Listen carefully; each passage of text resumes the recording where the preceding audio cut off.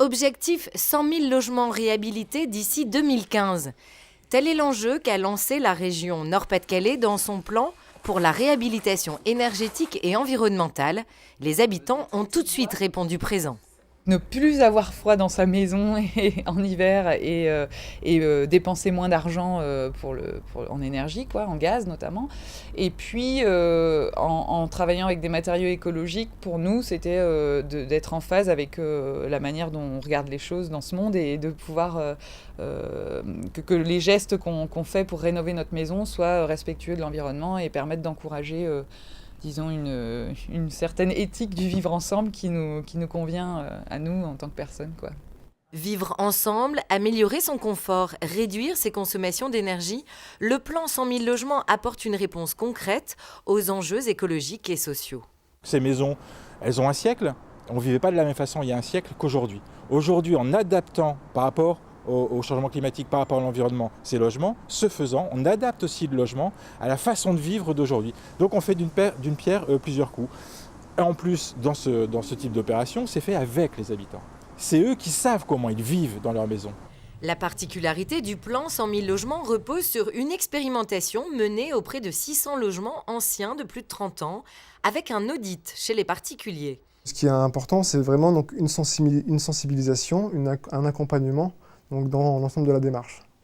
Parce que le particulier, il a des idées, mais pas toujours les bonnes. Donc nous, notre mission de conseil, c'est vraiment donc, l'accompagner pour faire les bons choix et les bonnes décisions au niveau de que ce soit donc, le type de travaux et aussi la hiérarchisation, par quoi commencer. Parois, vitrage, menuiserie, ventilation, système de chauffage, autant de paramètres qui entrent en ligne de compte pour rendre un diagnostic.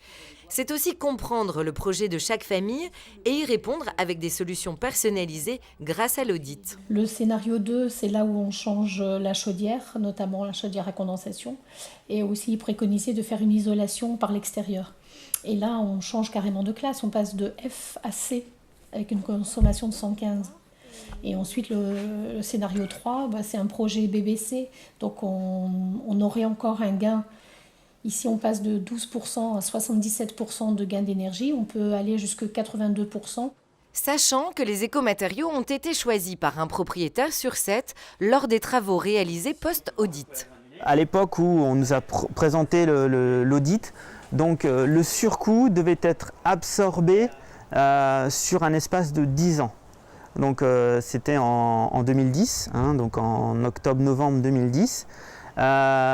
Au jour d'aujourd'hui, donc on est en 2012, avec l'augmentation du prix du gaz, c'est pas sur 10 ans que je vais amortir le surcoût, c'est sur 8 ans. Le prix du gaz va ne faire qu'augmenter dans tous les cas. Donc forcément, je suis gagnant à 100%, quoi. L'argument le plus répandu chez les familles, c'est en effet surtout maîtriser ses pertes de fioul, de gaz ou d'électricité. Et bien sûr, réduire ses factures, comme ici dans les vieux corons de Douai. Et c'est tout un quartier en pleine transformation. Aussi permettre de vivre autrement, d'augmenter le pouvoir d'achat, de pouvoir aborder la question de décence du logement dans une vie plus confortable, à la fois dans son quartier, dans sa ville.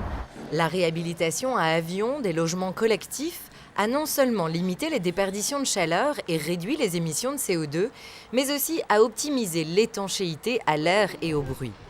Un habitat sain et décent pour tous, le plan régional 100 000 logements favorise également le développement de la filière éco-réhabilitation, source d'emplois pérennes sur la région.